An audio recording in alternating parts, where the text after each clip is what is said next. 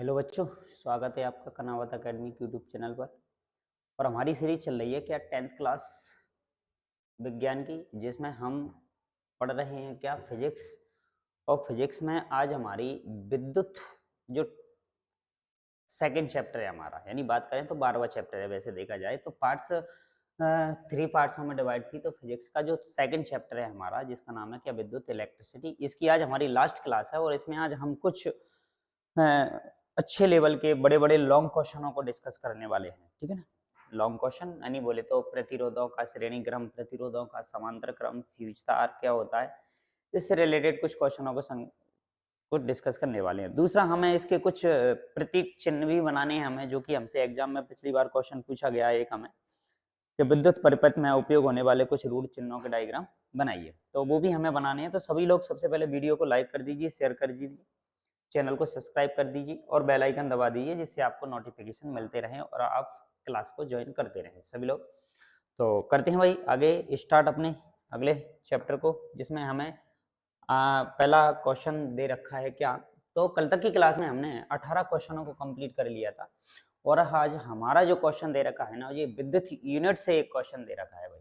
विद्युत यूनिट भाई, घर में हमने देखा होगा कि भाई हमारी लाइट जो जल रही है, वो लाइट को जलने की वजह से मीटर के अंदर जो विद्युत यूनिट बन रही है हमारी, उसकी क्या प्रोसेस है भाई। ठीक है, विद्युत यूनिट किसे कहते हैं, अथवा 1 किलोवाट घंटा किसे कहते हैं, ये भी हमें याद रखना है। 1 किलोवाट घंटा, इसको अपन शॉर्ट में लिख लेते हैं 1 किलोवाट घंटा, 1 kWh भाई। ठीक है, यही हमारी एक यूनिट कहलाती है। इसका मतलब क्या है भाई, इस बात को समझे अपन। तो इसका मतलब है कि यदि किसी विद्युत परिपथ में 1000 वाट का उपकरण 1 घंटे में जितनी ऊर्जा खर्च कर देता है भाई, उसे हम एक विद्युत यूनिट कह देते हैं। भाई हमारे पास कोई घर में जो भी उपकरण लगे हुए हैं, वो सारे उपकरण मिलके यदि 1000 वाट ऊर्जा का खर्चा यदि 1 घंटे में कर देते हैं, तो हमारे घर के अंदर क्या बन जाती है भाई, 1 यूनिट बन जाती है। इसी 1 यूनिट को हम कह देते हैं क्या, 1 किलोवाट घंटा, जिसमें हमारी जो ऊर्जा खर्च होती है ना, उसका मान होता है कितना, 3.6 इंटू 10⁻⁶ जूल भाई। इतनी ऊर्जा हमारी 1 घंटे में खर्च हो जाती है। इसी को हम कह देते हैं भाई क्या, 1 यूनिट। ये है हमारी 1 यूनिट, या इसी को हम बोल सकते हैं क्या, 1 kWh। ये बात आपको सबको याद रखनी है कि जब हमारी घर में 1 यूनिट का खर्चा होता है ना, तो हमारे घर की ऊर्जा कितनी खर्च हो जाती है भाई, इतनी खर्च हो जाती है, 3.6 इंटू 10⁻⁶ जूल। इसी को हम कहते हैं क्या, 1 kWh। यही हमारी 1 किलोवाट कहलाती है। क्लियर बात। तो 1 घंटे की जो ऊर्जा है हमारी खर्चे की, यदि वो 1000 वाट घर में खर्चा हो जाता है, तो जैसे कि हमने देखा है भाई कि घर में एलईडी लगे हुआ है, पंखे लगे हुए हैं, टीवी चल रही है, कूलर चल रहा है, तो यदि ये 1 घंटे के अंदर में 1000 वाट ऊर्जा का क्या कर देते हैं, खर्चा कर देते हैं, तो हम कह देते हैं वही हमारे घर में जो बनी हुई है वो 1 घंटे के अंदर 1 यूनिट बन गई है। क्लियर बात।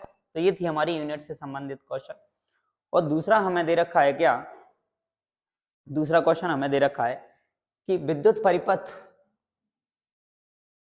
आरेख में उपयोग होने वाले निम्नलिखित अवयवों के रूढ़ चिन्ह बनाइए भाई। रूढ़ चिन्ह का मतलब होता है इनके प्रतीक चिन्ह बनाने हैं भाई, हमें प्रतीक बनाना है भाई, प्रतीक, या ये नहीं हम कह सकते हैं क्या, चिन्ह, प्रतीक या चिन्ह बनाने हैं भैया। और विद्युत परिपथ में हम ऐसी बहुत सी चीजों का उपयोग करते हैं भाई, तो इनके हमें कुछ रूढ़ चिन्हों का नाम भी हमें क्या होना चाहिए भाई, याद होना चाहिए। जैसे कि सबसे पहले हमसे पूछा है विद्युत सेल, तो विद्युत सेल को हम प्रदर्शित करते हैं किस तरीके से, ये रहा हमारा विद्युत सेल को बनाने का।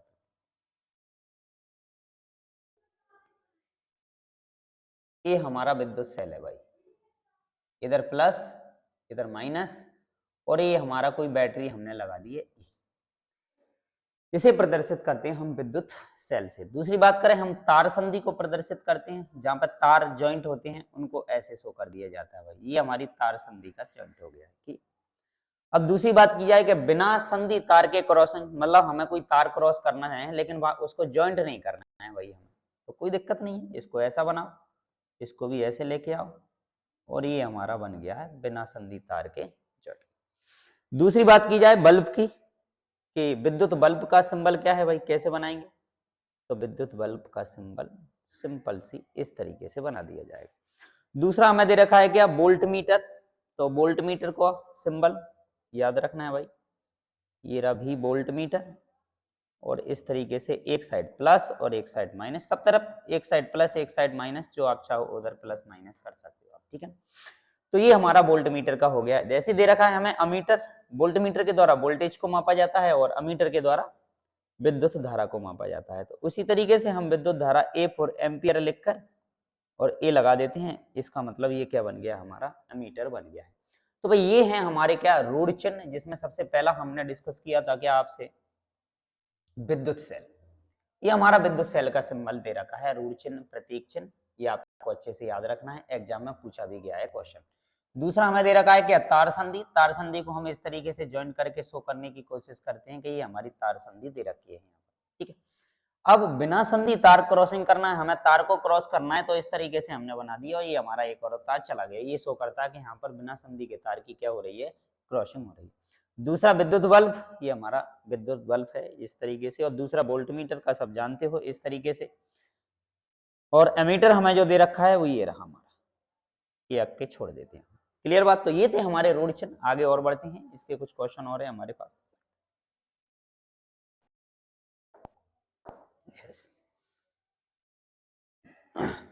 अगला दे रखा है हमें 7वां, जिसे हम कहते हैं क्या, परिवर्ती प्रतिरोध, या हम इसे कहते हैं क्या, धारा नियंत्रक। भाई या तो इसको हम परिवर्ती प्रतिरोध कहेंगे या हम इसको धारा नियंत्रक कहते हैं। तो भाई हमारा जो प्रतिरोध का सिंबल होता है, प्रतिरोध का सिंबल क्या होता है भाई, ये रहा,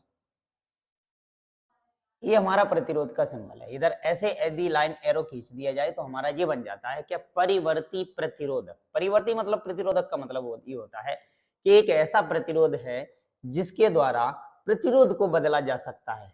तो प्रतिरोध को बदलकर हम किसे नियंत्रित कर सकते हैं भाई, धारा को नियंत्रित कर सकते हैं। क्लियर बात है।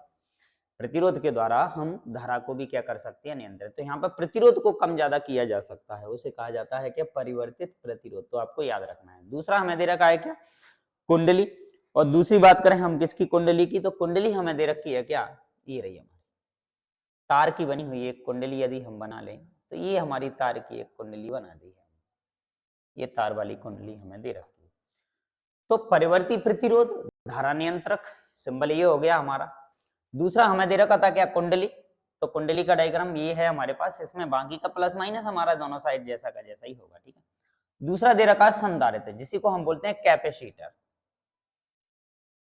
कैपेसिटर इसको बोला जाता है भाई, कैपेसिटर, संधारित्र। आपने अक्सर नाम सुना होगा भाई, पंखे के अंदर एक छोटा सा सेल लगता है, वही हमारा क्या है भाई, कैपेसिटर है। ये धारा को क्या कर लेता है, थोड़ा सा कुछ समय के लिए स्टोर कर लेता है, ठीक है।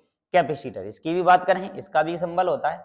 तो यहाँ पे जो सिंबल होता है ना, दोनों इक्वल इक्वल होते हैं भाई, प्लस और माइनस, एक साइड प्लस और एक साइड माइनस, इन दोनों के बीच में खाली स्थान होता है, जिसको हम कहते हैं कि भाई माध्यम है हमारा, ठीक है। माध्यम, कोई भी माध्यम, हवा वायु जो भी है, इसके अंदर रख सकते हैं।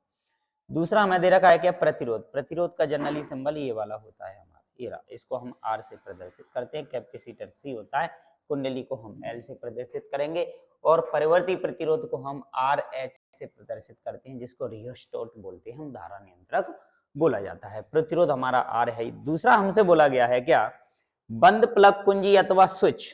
अब हमें स्विच का डायग्राम भी बनाना है भाई। तो ये रहा हमारा स्विच इस तरीके से। अब इसने बोला है कि भाई बंद है कुंजी, प्लग बंद है, तो इसको बीच में कर दो क्या, डॉट। ये हमारी बंद कुंजी का डायग्राम हो गया। और यदि इसी तरीके से हमें खुली प्लग कुंजी अथवा स्विच का डायग्राम बनाना है कि स्विच ऑन ऑन है, खुला हुआ है भाई, ऑफ है, ऑफ है मतलब खुला हुआ है, तो उसको ऐसे छोड़ दो बस। ये हमारे क्या थे, रूढ़ चिन्ह है भाई, जो कि हमसे एग्जाम में इनसे पूछा गया है भाई क्वेश्चन। चांस तो इस बार भी बनते हैं आने के, तो भाई सब लोग एक बार जितने भी रूढ़ चिन्ह या प्रतीक चिन्ह हमें दे रखे हैं, वो सभी लोग इन चिन्हों को एक बार प्रैक्टिस एग्जाम में करके जरूर जाएं। क्या पता यही क्वेश्चन आपको एज इट इज एक दिन की क्लास लेने पर, या एक दिन की 10 मिनट 15 मिनट की क्लास लेने पर आपको एज इट इज एग्जाम में क्वेश्चन कहीं ना कहीं मिल जाए। तो सभी लोग इस क्वेश्चन को अच्छे से प्रैक्टिस करके जाएं, इसके रूढ़ चिन्हों को एक बार अपने हाथों से बना के प्रैक्टिस कर लें। क्लियर बात। आगे बढ़ते हैं अपन, आगे बढ़ते हैं। 21वां क्वेश्चन हमें दे रखा है कि विद्युत टोस्टरों, विद्युत टोस्टरों या विद्युत तथा विद्युत स्त्रियों, मतलब ये प्रेस की बात चल रही है और ये हीटर की बात चल रही है। ये क्या है? हीटर हमारा, हीटर, और ये क्या हमारी आयरन प्रेस। ठीक है, आयरन। तो हम बात करें इसकी, तो इसके बारे में पूछा गया है कि इनके तापन अवयव शुद्ध धातु के ना बनाकर हम किसी अशुद्ध धातु या जिसको कहेंगे हम मिश्र धातु के बनाए जाते हैं, क्यों? इसके पीछे कारण क्या है भाई हमारा? तो देखा जाए कि इसके पीछे निम्नलिखित कारण है कि हम जो स्त्रियां है, प्रेस है हमारी, हीटर है, इनकी जो स्प्रिंग बनानी है हमें जो गर्म करने के लिए, तो ये हम शुद्ध धातु के ना बनाकर मिश्र धातु के बनाते हैं। इसके पीछे वजह ये है कि क्या है वजह भाई? कि मिश्र धातुओं की प्रतिरोधकता उनकी अवयवी धातुओं की अपेक्षा क्या होती है भाई? अधिक होती है। अवयवी धातुओं का मतलब ये होता है कि जिससे ये मिश्र धातु बनाई जा रही है, उन्हें हम कहेंगे क्या? उसकी अवयवी धातु है।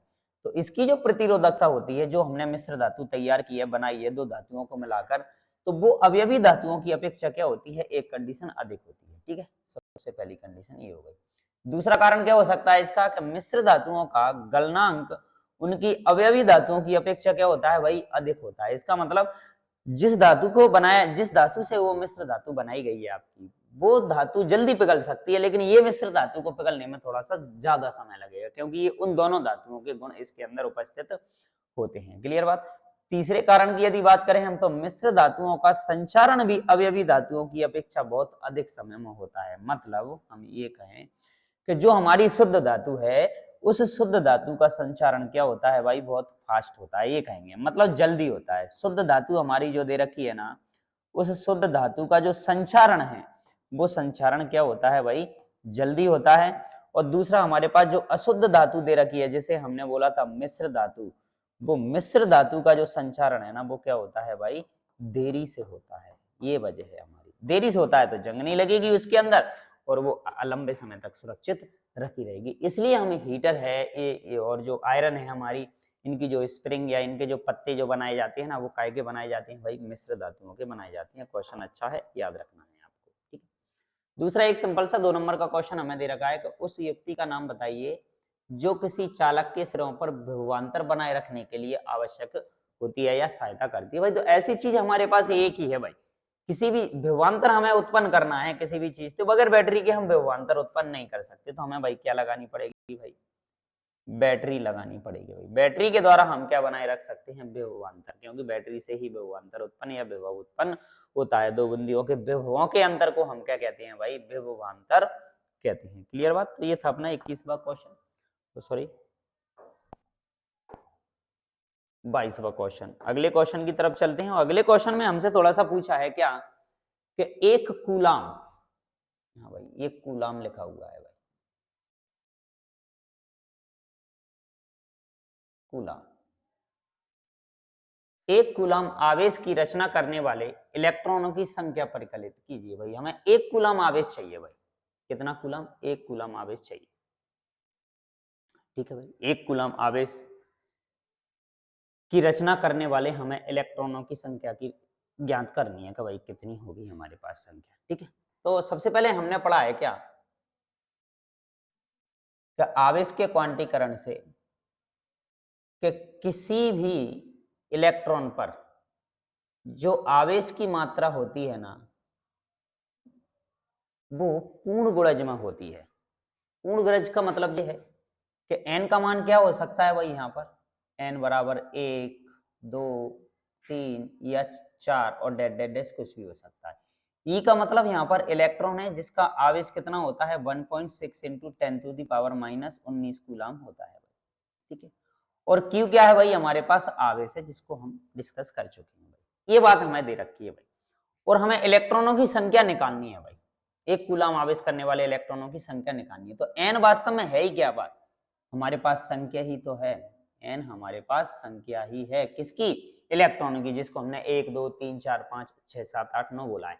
तो ये आवेश का क्वांटीकरण का एक सिद्धांत है जिसके बारे में हमें बताया गया कि किसी भी इलेक्ट्रॉन पर आवेश की जो संख्या होगी वो क्या होगी भाई? हमेशा पूर्ण गरज में होगी। पूर्ण गरज का मतलब ये है कि मान लो हमने बोला कि एक इलेक्ट्रॉन पर आवेश 1.6 इंटू 10⁻⁻19 कूलाम होता है, तो अब और इलेक्ट्रॉनों पर क्या पॉसिबल आवेश है, तो अपन बात करते हैं क्या किसी इलेक्ट्रॉन पर 4.8 इंटू 10⁻⁻19 कूलम आवेश पॉसिबल है या नहीं है। तो हम बात करते हैं क्या ये इसका पूर्ण गुणज है का, तो डेसिमल को छोड़ के आप 16 की टेबल पढ़ लो।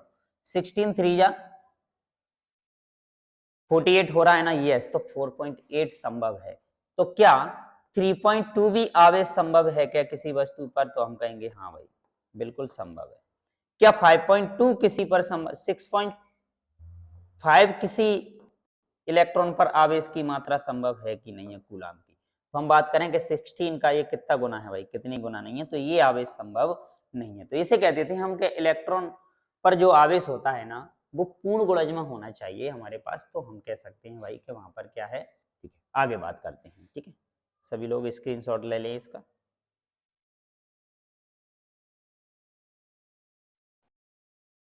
यस, अब आगे बात करते हैं हम इसकी। तो जब हमने पढ़ा क्या कि Q बराबर क्या है हमारे पास NE, बस इससे हमें इसका उपयोग करना है भाई। Q बराबर NE, तो हमें N निकालना है N, तो N क्या हो जाएगा भाई Q बटे क्या E, बस ये हमारा काम करेगा यहाँ पर। Q क्या है भाई कूलम, जिसका मात्रा क्या होता है C फॉर कूलम, और इलेक्ट्रॉन हमारे पास इलेक्ट्रॉन है जिसको हमने E से प्रदर्शित किया, E माइनस इसलिए लगाया क्योंकि इलेक्ट्रॉन का आवेश काय में होता है माइनस में। तो ये हमसे दे रखा है भाई, हम जानते हैं कि इलेक्ट्रॉन पर आवेश कितना होता है, इसको मैं एक बार आगे लिख देता हूँ 1.6 इंटू 10⁻⁻19 कूलम एक इलेक्ट्रॉन पर आवेश होता है। माना एक कूलम की रचना करने वाले इलेक्ट्रॉनों की संख्या कितनी है n, जो कि हमने उसमें पढ़ लिया है। तो n हमने उसको पढ़ लिया है तो हमें पता है हम डायरेक्ट n लगाएंगे भाई n, तो n बराबर क्या होता है भाई एक कूलम। भाई हमें कितना दे रखा है एक कूलम, क्वेश्चन में क्या बोला है हमसे एक कूलम, एक सी, तो एक सी पुट रख दिया क्योंकि आवेश Q बराबर कितना दे रखा है हमें एक कूलम, और इलेक्ट्रॉनों की संख्या हमें पता है कितना होती है 1.6, इलेक्ट्रॉन पर आवेश कितना होता है भाई 1.6 इंटू 10⁻⁻19 कूलम। अब आप क्या करोगे यहाँ से, अब हम करेंगे कि ये पावर जो दे रखी है आपको 19, इसको ले जाओ आप क्या ऊपर, तो 1c इंटू 10⁻19 हो जाएंगे, काय के प्लस के, अपॉन में नीचे कितना रहेगा भाई 1.6 आपका रहेगा। क्लियर बात।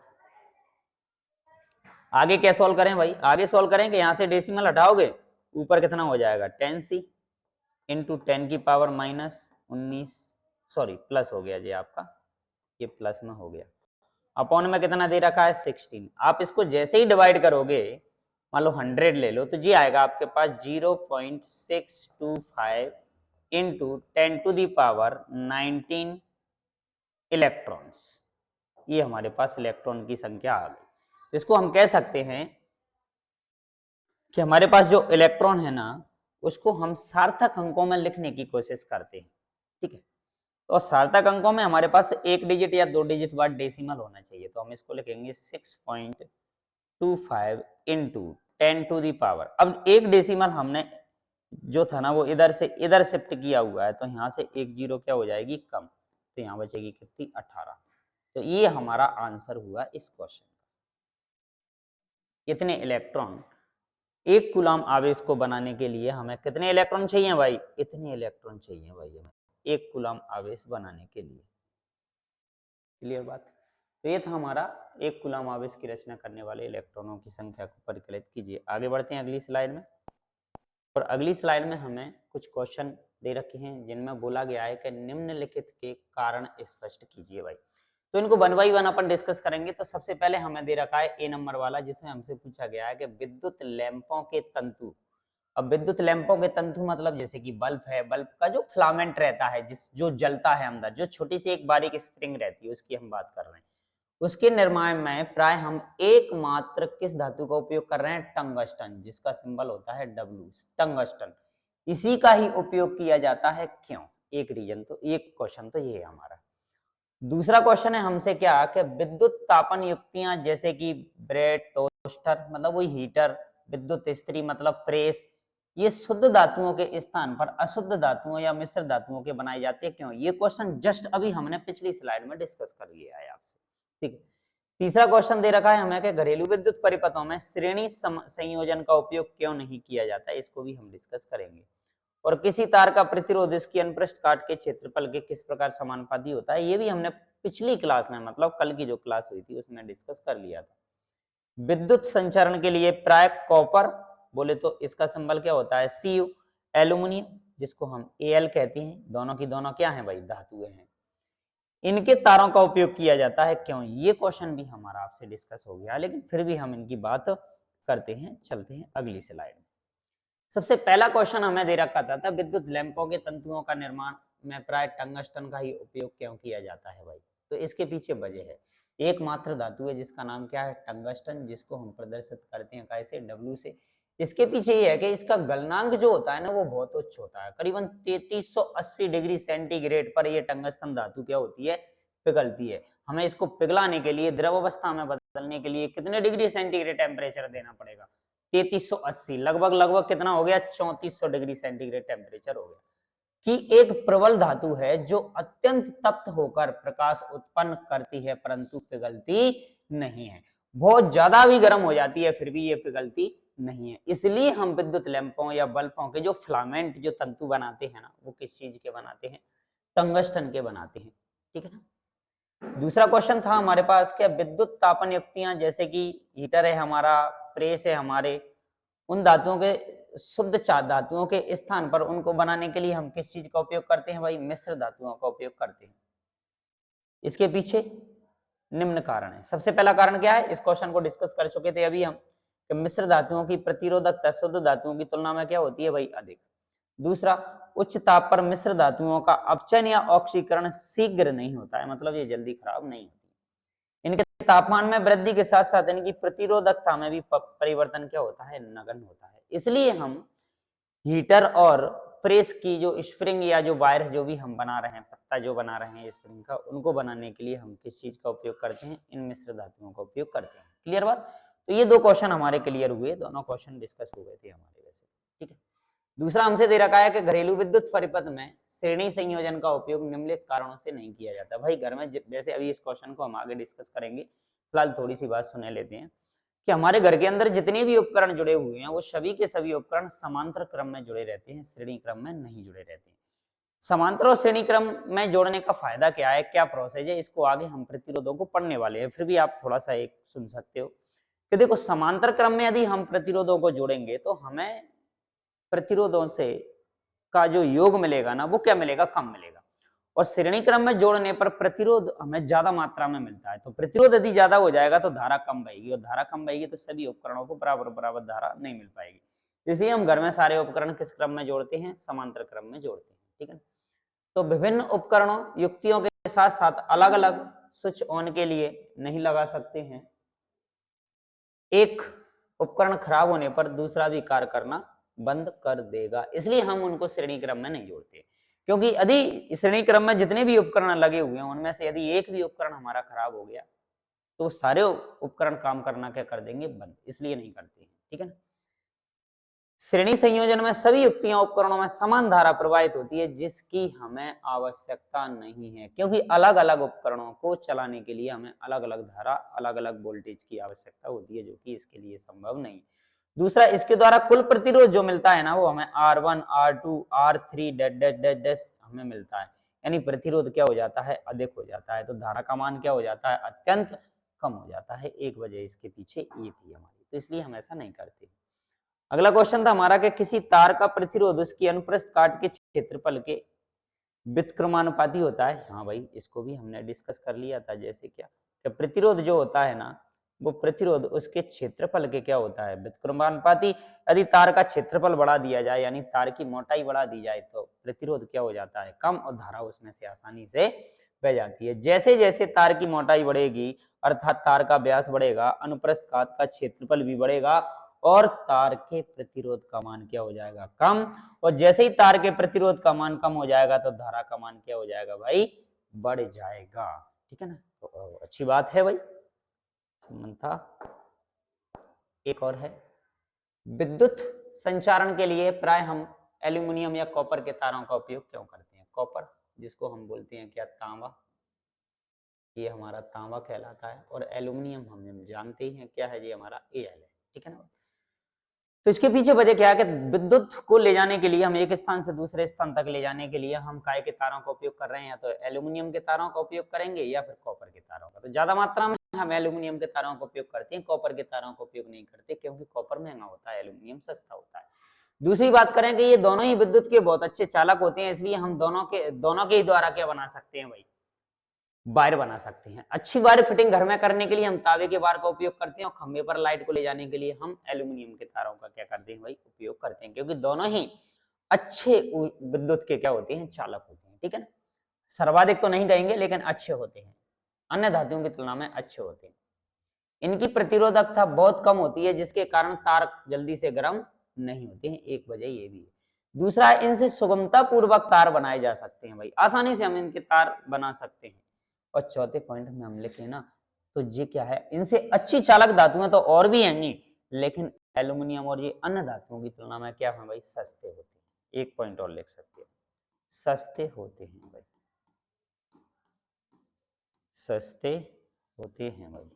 क्लियर बात, एक पॉइंट ये भी आप, इसलिए हम धारा को एक स्थान से दूसरे स्थान पर ले जाने के लिए हम किसका उपयोग करते हैं भाई, कॉपर और एल्यूमिनियम को भाई। अब आते हैं हमारा अगला, एक दो लॉन्ग क्वेश्चन हमें दे रखे हैं, और दोनों क्वेश्चनों को हम आपसे डिस्कस करने वाले हैं। सबसे पहला क्वेश्चन हमें दे रखा है प्रतिरोधों का संयोजन। अब भाई ये प्रतिरोध है क्या भाई, प्रतिरोध तो हमारा हर एक उपकरण है, चाहे तो वो एलईडी हो, चाहे वो पंखा हो, चाहे वो टीवी हो, चाहे वो कूलर हो, कोई भी चीज हो घर में लगा हुआ, लैपटॉप हो, कंप्यूटर है, जो भी कुछ है, मोबाइल है, चार्जर है, जो भी कुछ लगा हुआ है घर के अंदर में, जो लाइट से चल रहा है, हर उपकरण के अंदर हमारा एक प्रतिरोध है, क्योंकि बगैर प्रतिरोध का हमारा कोई भी एक इलेक्ट्रॉनिक डिवाइस नहीं बन सकता है। तो प्रतिरोधों का संयोजन का मतलब यही है कि घर में हमारे जितने भी उपकरण लगे हुए हैं, उनका संयोजन किस तरीके से किया जाए, जो लाइट फिटिंग हमने घर में कर रखी है, उनको किस तरीके से जोड़ा जाए, वही हमारा प्रतिरोधों का संयोजन। देखते हैं, तो भाई बात करते हैं कि विभिन्न कार्यों के लिए हमें कभी कभी एक से अधिक प्रतिरोधों को जोड़ने की क्या पड़ जाती है भाई, आवश्यकता पड़ती है, और दो या दो से अधिक प्रतिरोधों के जोड़ने को ही हम क्या कह देते हैं भाई, प्रतिरोधों का क्या कह देते हैं, संयोजन कह देते हैं भाई। प्रतिरोध का सिंबल ये होता है, मान लो एक प्रतिरोध ये दे रखा है, अब हमें दूसरे प्रतिरोध की जरूरत पड़ गई, तो हमने दूसरा प्रतिरोध एक और ये जोड़ दिया भाई। अब हमें एक और प्रतिरोध की इधर जरूरत पड़ गई, तो हमने एक ये जोड़ दिया भाई, इधर से एक प्रतिरोध। अब हम चाहते हैं कि भाई हमें यहाँ पे एक प्रतिरोध और जोड़ना है भाई, तो ले लो, ये एक और प्रतिरोध जोड़ दिया हमने। अब हम चाहते हैं कि इन दोनों प्रतिरोधों को एक प्रतिरोध से जोड़ दिया जाए, ये लो भाई, ये प्रतिरोध जोड़ दी, इनको आप यहाँ भी जोड़। तो ये जो संयोजन है, जोड़ने की आवश्यकता क्या पड़ी हमें, क्योंकि प्रतिरोध के मान को घटाकर बढ़ाकर ही हम धारा के मान में क्या कर सकते हैं, परिवर्तन कर सकते हैं, इसलिए ऐसा हुआ भाई, ठीक है। इसी को हम क्या कह देते हैं भाई, संयोजन कह देते हैं भाई। अब ये प्रतिरोधों का जो संयोजन है ना, वो होता है हमारे पास कितने प्रकार का, दो प्रकार का।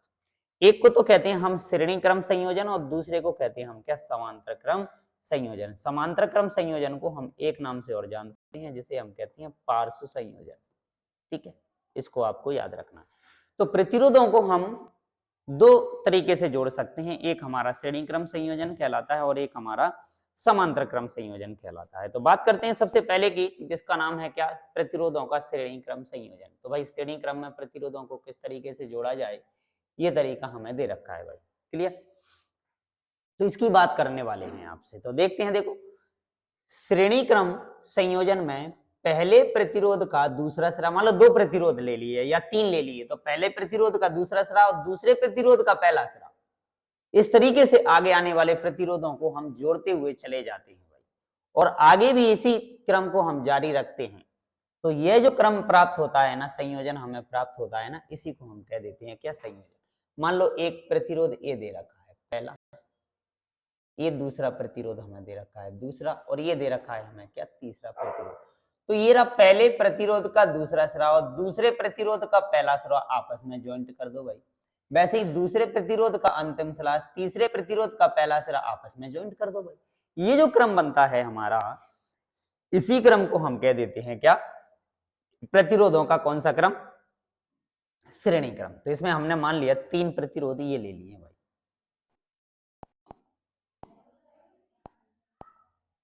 तीन प्रतिरोध हमने ले लिए। मान लो ये रहा हमारा पहला प्रतिरोध,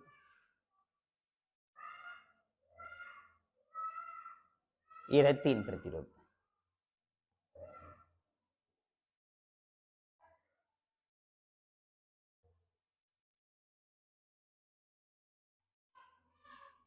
ये 3 प्रतिरोध, एक को हमने बोल दिया क्या R1, एक प्रतिरोध को हमने बोल दिया क्या R2 और अगले को हमने बोल दिया क्या R3।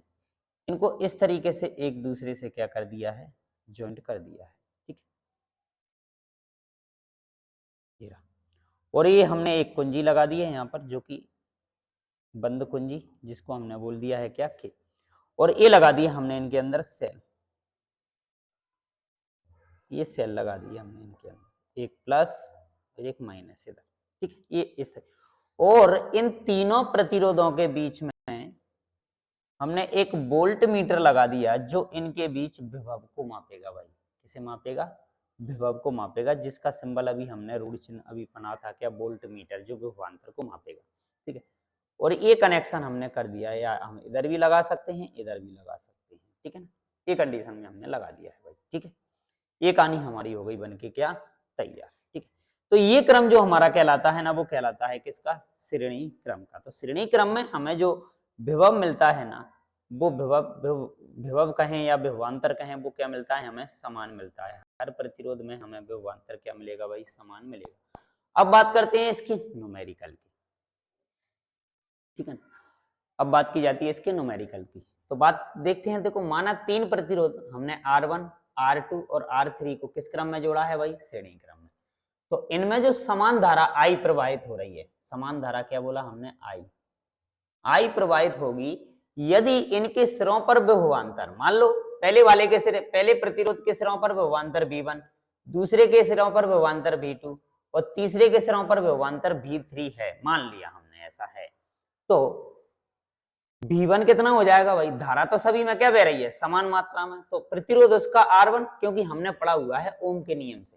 ओम का नियम हमने क्या पढ़ा हुआ है कि भाई ओम का नियम होता है क्या, एक बार उसकी भी चर्चा कर लें कि ये आया कहां से। ओम का नियम, ओम का नियम होता है V बराबर क्या होता है? IR। हमने क्या पढ़ा था ओम के नियम में? यदि किसी चालक की भौतिक परिस्थितियों में कोई परिवर्तन ना किया जाए तो चालक में प्रवाहित होने वाली जो धारा है ना, और जो विभवांतर है, उसके बीच में एक निश्चित अनुपात होता है, जिसे हम क्या कहते हैं भाई? प्रतिरोध कहते हैं। ये है हमारा ओम का नियम। तो हम यहां से निकालेंगे क्या? V बराबर, तो V बराबर क्या हो जाएगा हमारा? IR भाई। ये हमें निकालना था यहाँ से, ठीक है।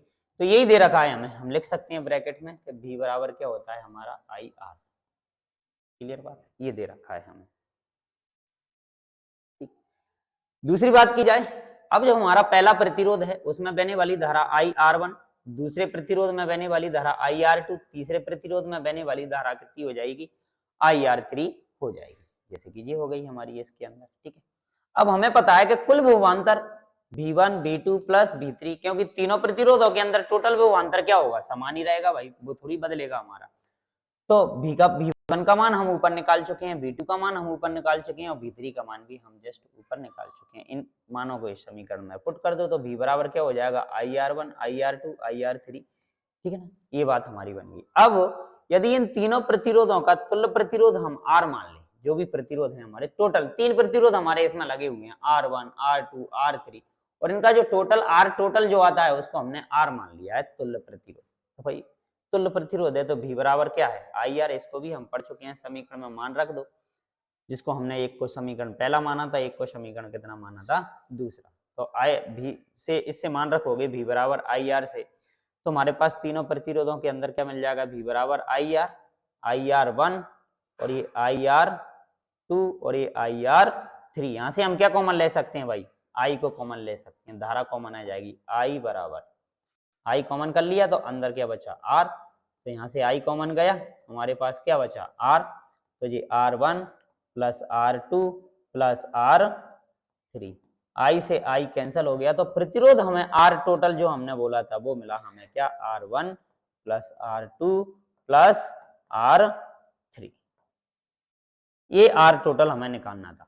तो श्रेणी क्रम में प्रतिरोध जब जुड़ते हैं ना, तो उनके प्रतिरोधों का मान क्या हो जाता है भाई? बढ़ जाता है, और प्रतिरोध का मान बढ़ जाएगा तो भाई धारा क्या मिलेगी हमें? कम मिलेगी। इसलिए हम प्रतिरोधों का श्रेणी क्रम घरों में उपयोग नहीं करते हैं। ये थी वजह हमारी। ठीक है, तो भाई सब लोग इस न्यूमेरिकल को अच्छे से याद रखें, एक बार और प्रैक्टिस करें। ओम के नियम का इसमें उपयोग हुआ और आसानी से आप इसका उपयोग कर सकते हो। ठीक है, दूसरा दे रखा है फिर हमें प्रतिरोधों का कौन सा क्रम भाई, समांतर क्रम। प्रतिरोधों का कौन सा क्रम भाई, समांतर क्रम। अब समांतर क्रम में प्रतिरोधों को क्या किया हमने, तीन प्रतिरोध वही ले लिए और तीनों प्रतिरोधों के सिरों को हमने एक ही जगह पे जोड़ दिया भाई। तीनों प्रतिरोधों के सिरों को हमने एक ही जगह पे जोड़ दिया भाई। ठीक है भाई, जोड़ दिया। ये रहे तीन प्रतिरोध हमारे, तीन प्रतिरोध ये रहे। ठीक है, एक और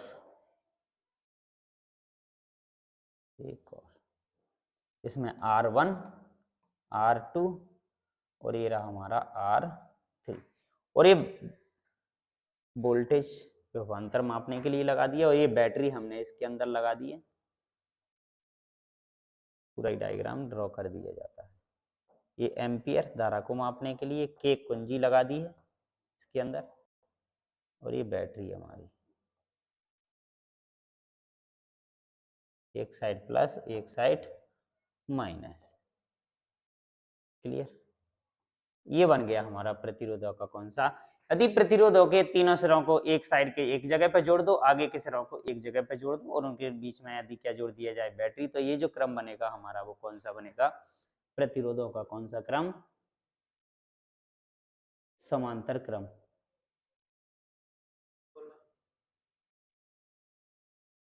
प्रतिरोधों का समांतर क्रम। क्लियर बात। तो बात करते हैं प्रतिरोधों के समांतर क्रम की। ठीक है,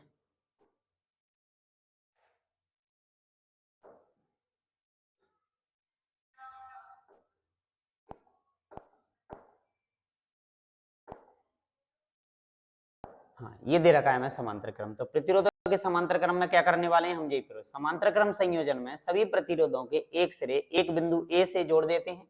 मान लो ये बिंदु हमें क्या दे रखा है, ए, और तथा सभी प्रतिरोधों के दूसरे सिरे हम किधर जोड़ देते हैं, बिंदु बी से जोड़ दिया जाता है। और आगे भी प्रतिरोधों का इसी क्रम में जोड़ते जाते हैं। तो प्रतिरोधों के इस संयोजन को हम नाम दे देते हैं क्या,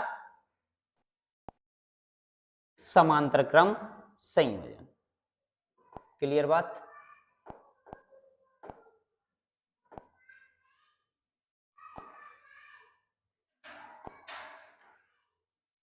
तो हम प्रतिरोधों को बोल दिया जाता है क्या, समांतर क्रम संयोजन। क्लियर बात। तो अब बात करते हैं समांतर क्रम संयोजन की। तो माना तीन प्रतिरोध R1 R2 और R3,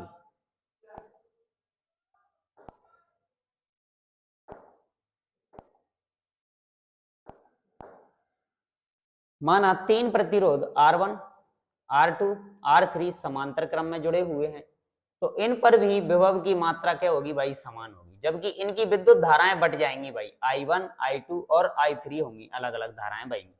तो धारा बराबर क्या होता है, विभव बटे प्रतिरोध। तो I1 बराबर कितना मिल जाएगा, V बटे R1। दूसरे में क्या मिल जाएगा, दूसरे प्रतिरोध में बहने वाली धारा, उसका प्रतिरोध और उसका विभवांतर, तो V बटे R2। और तीसरे में क्या बन जाएगा भाई, V बटे R3। इस तरीके से मिल गया। अब A और B के बीच में कुल धारा कितनी होगी भाई, जितनी धारा बैटरी से मिल रही है वही होगी, I1 plus I2 plus I3। मान रख दो भाई, I बराबर क्या होता है, V बटे R1, I2 बराबर क्या होगा, V बटे R2, I3 बराबर क्या होगा भाई, V बटे R3। इसको हमने नाम दे दिया क्या, समीकरण नंबर 1। क्लियर। दूसरी बात की जाए, यदि बिंदु A और B के बीच तुल्य प्रतिरोध R है भाई, यदि बिंदु A और B के बीच हमने तुल्य प्रतिरोध R मान लिया, या इसको हम कह सकते हैं कि R टोटल RT मान लो, टोटल प्रतिरोध, तो I बराबर क्या होता है भाई, B बटे R होता है हमारे पास। अब समीकरण 2 से हम बात करते हैं, जिसको हमने समीकरण 2 बोल रखा है भाई, यही है हमारा समीकरण 2, हमने बोल दिया, ये समीकरण नंबर 2 है। अब समीकरण नंबर 2 से हम I का मान समीकरण नंबर 1 में रखने वाले हैं भाई। I का मान जो V बटे R है वो हम किस में रखने वाले हैं, समीकरण नंबर 1 में रखने वाले हैं। तो ये I हमें दे रखी है, यहाँ पे हमने इसके मान को पुट कर दिया, क्योंकि I बराबर क्या है, V बटे R है हमारे पास। इसको पुट कर दो भाई, तो V बटे R बराबर V बटे R1 प्लस V बटे R2 प्लस V बटे R3। जहां जहां I के मान 2 दे रखे थे हमने वो निकाले थे, वो सारे पुट कर दिए। तो यहाँ पे क्या कॉमन आ जाएगा भाई, हमारा V कॉमन आ जाएगा, ये V कॉमन हो जाएगा। तो 1/R1 plus 1/R2 plus 1/R3 हमारा ये हो जाएगा। क्लियर। हो जाएगा। तो यहाँ की बात करें अपन, तो यहाँ से बी से भी हमारा क्या हो जाएगा, कैंसल। तो नेक्स्ट बात की जाए कि आगे की प्रोसेस में क्या होने वाला है, बी से बी जब कैंसिल हो जाएगा तो यहाँ बचेगा हमारे पास 1/r बराबर 1/r1 plus 1/r2 plus 1/r3। ये सीरीज हमें देखने को मिलेगी भाई, और ये क्रम बनेगा हमारा समांतर क्रम। तो समांतर क्रम में यदि हम बात करें कि हमें जो टोटल प्रतिरोध प्राप्त हुआ है समांतर क्रम में, वो हमें प्रतिरोध प्राप्त हुआ है इसके तुल्य प्रतिरोध कम, मतलब यहाँ पर प्रतिरोध का मान क्या हो गया है, कम हो गया। तो समांतर क्रम में वस्तुओं को यदि जोड़ा जाए तो समांतर क्रम में जितने भी प्रतिरोध हम घरों के अंदर जोड़ेंगे, उनको जोड़ने की वजह से एक वस्तु का जो प्रतिरोध होगा उसकी तुलना में जो टोटल प्रतिरोध घर का हमारे का निकलेगा, वो प्रतिरोध का मान क्या हो जाएगा, कम हो जाएगा। तो प्रतिरोध का मान जैसे ही कम हो जाएगा तो धारा का मान क्या हो जाएगा भाई, बढ़ जाएगा, क्योंकि धारा तभी बढ़ेगी जब प्रतिरोध का मान क्या होगा, कम। यदि प्रतिरोध बढ़ता है तो धारा आई क्या हो जाएगी, कम। लेकिन हमें क्या चाहिए भाई, हर उपकरण को जो घर में जुड़ा हुआ है उसके लिए धारा की मात्रा अलग अलग आवश्यकता होती है, तो हमें प्रतिरोध क्या चाहिए, उनका कम करना पड़ेगा। कम करने के लिए प्रतिरोधों को हम किस क्रम में जोड़ते हैं भाई, समांतर क्रम में जोड़ते हैं। तो ये बात आगे की बात करते हैं। देखो, अतः स्पष्ट है कि 3 या अधिक प्रतिरोधों को जब हम समांतर क्रम में जोड़ते हैं तो उनका तुल्य प्रतिरोध का जो व्युत्क्रम होता है, तीनों प्रतिरोध, व्युत्क्रम मतलब होता है उल्टा, व्युत्क्रम मतलब उल्टा। तो प्रतिरोधों के अलग अलग व्युत्क्रम के योग के क्या होता है भाई, बराबर होता है। और प्रतिरोध के समांतर क्रम संयोजन में जुड़े जितने भी प्रतिरोध हैं उन पर विभवांतर का मान क्या होता है, बी समान होता है। सब जगह बी क्या होता है, समान। तो बंटवारा किसका होता है भाई, धारा। धारा तीनों प्रतिरोधों में अलग अलग हो जाती है, I1 I2 और I3 धारा हो जाती है। जब I1 I2 I3 धारा हो जाती है तो हम आसानी से बी का बंटवारा हो ही नहीं रहा है भाई, बी बट ही नहीं रहा है, तो I बराबर क्या होता है भाई, बी बटे आर। यहाँ पे पुट कर दो, I बराबर क्या होता है, बी बटे आर प्लस बराबर I1 बराबर क्या होगा, वोल्टेज का बंटवारा हुआ नहीं है तो यहाँ पे कौन आएगा, प्रतिरोध का बंटवारा, प्लस I3 की जगह क्या हो जाएगा, V बटे R2 प्लस V बटे R3। जब वोल्टेज का बंटवारा नहीं हुआ है तो वोल्टेज को कर लो क्या कॉमन, इसकी जरूरत हमें होने वाली नहीं है। तो यहाँ बचेगा 1/R1 plus 1/R2 plus 1/R3 और बी से भी कैंसिल हो जाएगा। तो हमारे पास समीकरण निकल के आ जाएगा क्या, कि 1/R बराबर 1/R1 plus 1/R2 plus 1/R3। और यही फॉर्मूला है हमारा जिसकी सहायता से हम प्रतिरोधों को किस क्रम में जोड़ने वाले हैं, समांतर क्रम में जोड़ने वाले हैं। क्लियर बात। आगे चलते हैं अगली स्लाइड की तरफ, और अगली स्लाइड में हमारे क्वेश्चन हो गए क्या, कंप्लीट। तो ये थी आज आपकी क्लास, जो हमारा फिजिक्स का जो पैटर्न चल रहा था, सेकंड चैप्टर जो चल रहा था, जिसकी हमने 2 क्लासें ऑलरेडी अपलोड कर दी हैं, जिसमें से आज हमारी जो क्लास थी वो क्वेश्चन नंबर 18 से स्टार्ट होती है, जिसमें आज हमारे कुछ लॉन्ग क्वेश्चन भी थे और कुछ हमारे शॉर्ट क्वेश्चन भी थे, ठीक है, उनको हमने डिस्कस किया। तो सभी लोग सबसे पहले अगेन वीडियो को लाइक कर दीजिए, शेयर कर दीजिए और चैनल को सब्सक्राइब कर दीजिए और बेल आइकन दबा दीजिए, जिससे आपको सारी क्लासों के नोटिफिकेशन मिलते रहें। और आगे अगली क्लास जो हमारी आएगी उस क्लास में हम फिजिक्स का अगला चैप्टर स्टार्ट करेंगे, जिसका नाम है क्या, विद्युत धारा का चुंबकीय प्रभाव। विद्युत धारा का चुंबकीय प्रभाव, ये हमारा अगला चैप्टर आपको स्टार्ट किया जाएगा। और एक चैप्टर और बचा है, चौथा चैप्टर हमारा, जिसका हम बोलेंगे क्या पर्यावरण से रिलेटेड है, ऊर्जा के स्रोत वगैरह जो भी है, हम आगे चैप्टर, और लगभग हमारा 10th क्लास का सिलेबस कंप्लीट होने वाला है। और 5 और 6 तारीख से 10th और 12th क्लास बोर्ड क्लास के एग्जाम स्टार्ट होने वाले हैं। तो सभी लोग थोड़ा सा फास्ट रिवीजन करना शुरू कर दीजिए। तो आप लोग इसकी सारी क्लासेज जो है ना प्ले लिस्ट में बना के अपलोड कर दी गई है, तो सभी लोग अपनी केमिस्ट्री हो, चाहे पोर्शन इसका फिजिक्स का पोर्शन हो, चाहे बायोलॉजी का पोर्शन हो, सभी क्वेश्चनों को प्रैक्टिस करें भाई। और एक सीरीज आपके सामने, जैसे ही ये तीसरा चैप्टर फिजिक्स वाला कंप्लीट हो जाएगा, ये सीरीज कंप्लीट हुई, आपके सामने एक सीरीज और स्टार्ट होने वाली है, जिसमें हम पूरी विज्ञान के अंदर से, चाहे वो केमिस्ट्री का पोर्शन हो, चाहे बायोलॉजी का पोर्शन हो, चाहे हमारा फिजिक्स का पोर्शन हो, इसके लिए हम ऑब्जेक्टिव वाली एक सीरीज लेके आने वाले हैं आपके सामने, जिसमें हम आपको सही विकल्प, सही जोड़ियां, खाली स्थान, सत्य असत्य, सारे क्वेश्चनों को प्रैक्टिस कराने वाले हैं। तो भाई सभी लोग एक आके कनावत एकेडमी को ज्वाइन कीजिए और आपको सारे क्वेश्चन 10th क्लास की विज्ञान के सारे पैटर्न के प्रीवियस एग्जाम में पूछे गए क्वेश्चन एक ही जगह पर मिलने वाले हैं। तो भाई छोड़िएगा नहीं सीरीज को और कंटिन्यूअस जुड़े रहिए। तब तक के लिए बहुत बहुत धन्यवाद। मिलते हैं आपसे अगली क्लास।